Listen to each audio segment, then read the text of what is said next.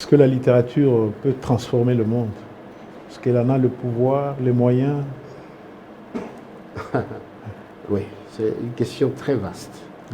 Là, je reviens d'un colloque, je crois qu'on a eu à Liège, à l'université de Liège, et j'ai fait une communication, comme si vous le saviez, que peut faire la littérature? Que peut faire la littérature? Je l'ai lu, j'ai fait la communication, j'ai fait la recherche, à l'aune, en me servant du texte de Isidore Ndaïwel. Oh, Ndaïwel. Et j'ai montré que la littérature peut faire beaucoup de choses. Mais il ne faut pas non plus être naïf. Il ne faut pas être naïf. La Belgique est devenue indépendante en 1830 à la sortie d'une représentation théâtrale. Ce n'est pas la représentation théâtrale qui est à l'origine de leur indépendance, mais c'est que les gens ont vu dans cette représentation théâtrale a boosté cette envie d'être libre.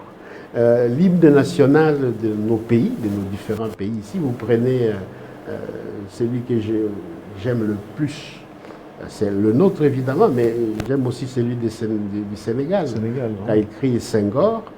Mais quand vous lisez ou vous écoutez ces hymnes nationaux, notamment le nôtre, mais vous vous dites qu'il y a quelque chose qui ne va pas. Comment on a pu... C'est Boka qui a écrit le texte, Boka, le Tumba, la musique, tout ça. Mais ils ont traduit ce que nous ressentons au plus profond de nous-mêmes. C'est de la littérature, ça. Et donc ça sustente, ça soulève nos attentes, nos espoirs et tout ça. Et on s'est dit comment, avec de telles paroles fortes, nous continuons à croupir dans la misère la plus noire. C'est ça le paradoxe. Mais ce type n'existe. Et moi, c'est vraiment de la mauvaise conscience. Ça me travaille, me dit, mais il y a quelque chose, on ne devrait pas être heureux, on ne devrait pas se frotter les mains quand il y a ce décalage entre ce que nos pères ont fait, ont voulu faire, et ce que nous faisons aujourd'hui. Et la littérature, il me semble que c'est ça. Ça empêche les gens de tourner en rond. Ça empêche les gens d'oublier qu'ils ont un sens, qu'ils ont un devoir, celui de transformer le monde dans lequel ils vivent en bien. Est-ce que ce n'est pas parce qu'on n'est pas arrivé à intérioriser, par exemple, les paroles de l'hymne national, qu'on n'arrive pas à agir conformément à ces paroles-là? La faute n'est pas au commun des Congolais.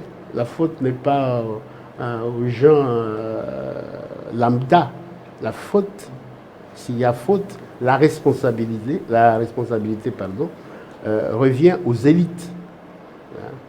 Aux élites politiques, intellectuelles, peu importe, tout ça. Les élites, c'est là qu'il y a la défaillance. C'est là qu'il y a quelque chose qui ne va pas. Les autres peuvent suivre, suivront. C'est là où les locomotives qui pêchent